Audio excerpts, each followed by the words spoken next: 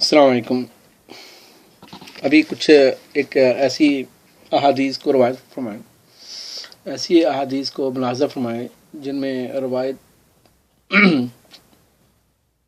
ان حضرات کے لیے کہ جو ایسے اعمال کرتے ہیں اور مسجدوں میں زور و شور سے اور ممبران رسول پہ صلی اللہ علیہ وسلم کے اوپر کھڑے ہو کے، اور لاؤڈ سپیکر رات کو بھی کھلا ہوا ہے اور صبح بھی کھلا ہوا ہے، کہ نہ کن بیماروں کا پتہ ہے، نہ محلوں کا، نہ اور ان کو عبادت کے نام پہ یہ کہتے ہیں ہم کوئی برا تو کام نہیں کر رہے ہیں، ہم لوگوں کو دین سکھا رہے ہیں اور زبردستی دین سکھانے کی کوشش میں لگے ہوئے ہیں۔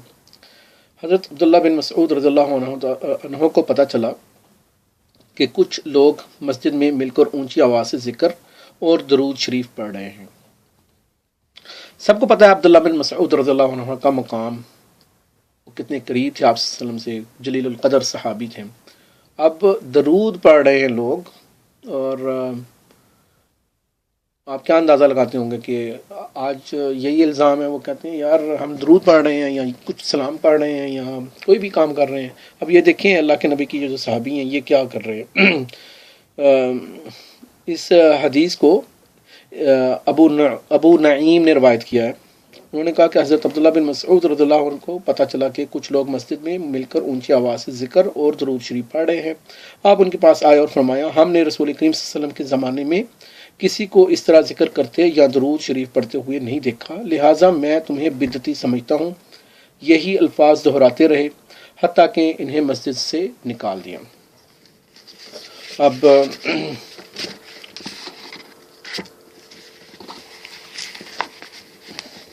اب آپ اس کے اوپر میں زیادہ کامنٹس نہیں کروں گا، یہ کامن سینس ہے۔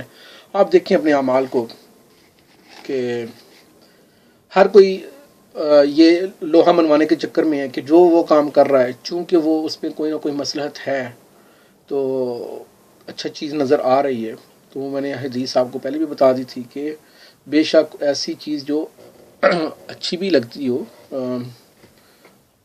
وہ آپ دیکھیں کہ وہ میچنگ بھی ہے آپ صلی اللہ علیہ وسلم کی پرسنالٹی سے۔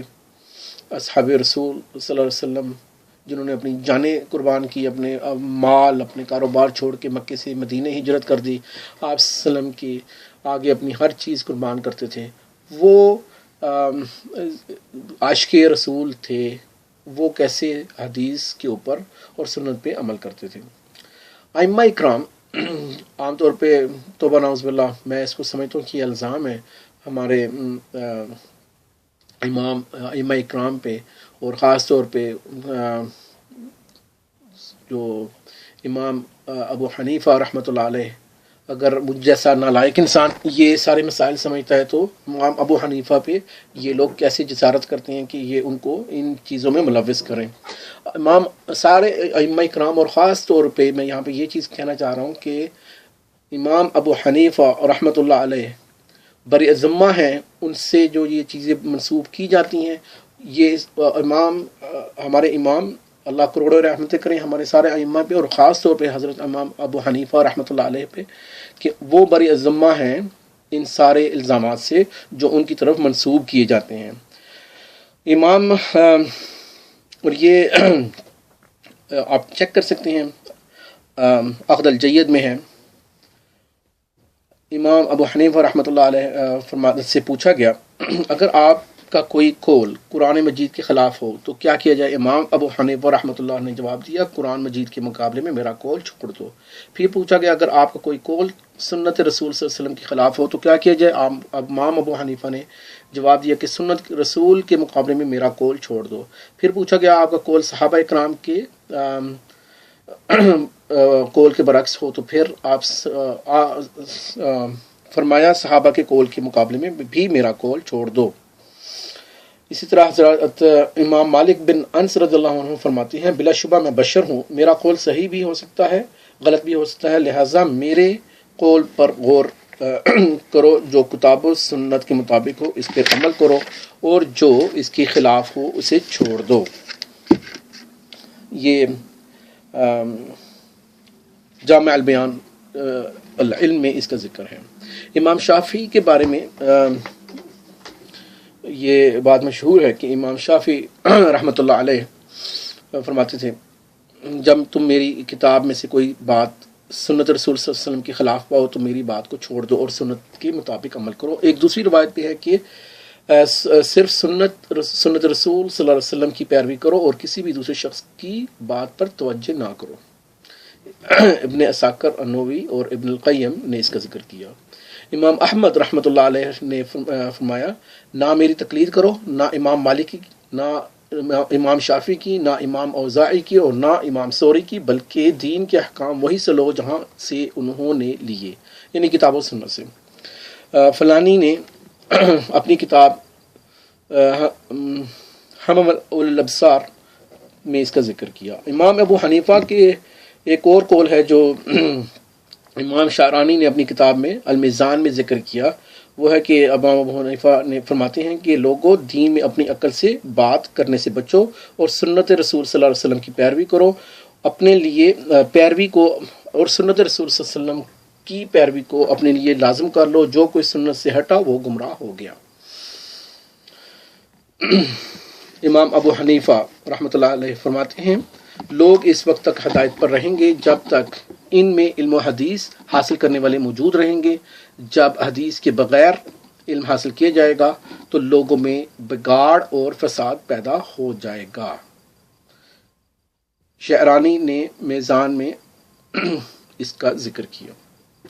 ایک آدمی امام مالک رحمۃ اللہ علیہ کے پاس آیا اور کوئی مسئلہ دریافت کیا۔ امام مالک نے بتایا کہ اس بارے میں رسول کریم صلی اللہ علیہ وسلم کا ارشاد مبارک یہ ہے۔ اس آدمی نے عرض کیا اس بارے میں آپ کی کیا رائے ہے؟ امام مالک رحمۃ اللہ علیہ نے جواب دیا، جواب میں یہ آیت تلاوت فرمائی، جو لوگ رسول اللہ صلی اللہ علیہ وسلم کے حکم کی مخالفت کرتے ہیں انہیں ڈرنا چاہیے کہ وہ کسی فتنے یا دردناک عذاب میں مبتلا نہ ہو جائیں۔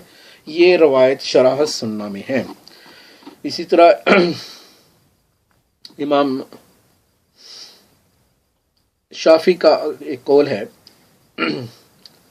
اس بات پر تمام مسلمانوں کا اتفاق ہے کہ جس شخص کو سنت رسول صلی اللہ علیہ وسلم معلوم ہو جائے اس کے لیے کسی آدمی کے قول کی خاطر سنت کو ترک کرنا جائز نہیں۔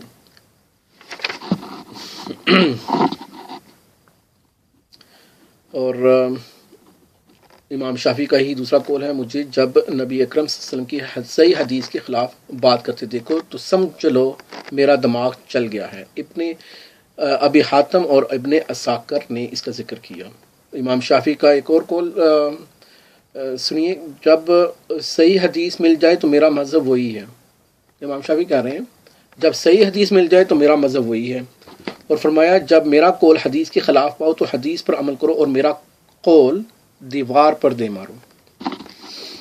امام احمد بن حنبل رحمۃ اللہ علیہ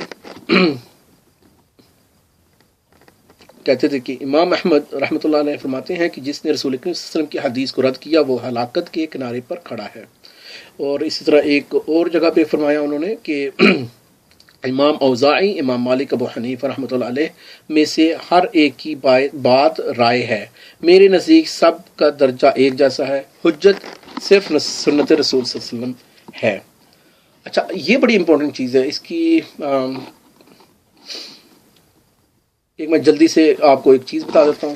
حضرت عمر رضی اللہ عنہ کے پاس سے دو افراد گزرے اور انہوں نے پوچھا کہاں پہ جا رہے ہیں؟ انہوں نے کہا کہ ہم لوگ کسی فلاں بندے کے پاس جا رہے ہیں اور ان سے یہ مسئلہ، ان کے درمیان کوئی مسئلہ ہوگا وہ حل کروانا ہوگا۔ تو انہوں نے کہا ٹھیک ہے، یہ فیصلہ کروانا ہے۔ وہ جب واپس لوٹے تو انہوں نے کہا، حضرت عمر کیورس تھے، انہوں نے پوچھا کہ انہوں نے کیا فیصلہ کیا؟ انہوں نے کہا یہ فیصلہ کیا ہمارے درمیان۔ حضرت عمر نے کہا کہ اگر میرے پاس یہ فیصلہ لایا جاتا تو پھر میں اس کے میری رائے کوئی اور تھی، میں کسی اور طرح یہ فیصلہ کرتا۔ انہوں نے کہا یار، انہوں نے کہا عمر رضی اللہ عنہ، ہم آپ سے بڑھ کے ہمیں کون ہے، آپ ہمارے درمیان فیصلہ کر دیں۔ تو انہوں نے کہا کہ نہیں، ابھی جو فیصلہ تم لوگ لے کے آئے ہو بس وہی فیصلہ ہے۔